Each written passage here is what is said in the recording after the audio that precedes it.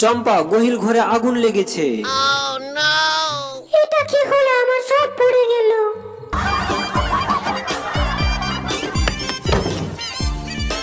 রাজু আয়।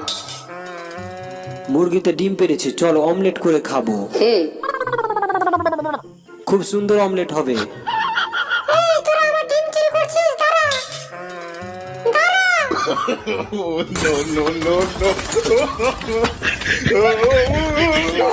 নিচে নাম। নামবো না। দাঁড়া। এবার কি করে নামিস তাই দেখছি। কি করব? এটা আমার বা হাতের খেল।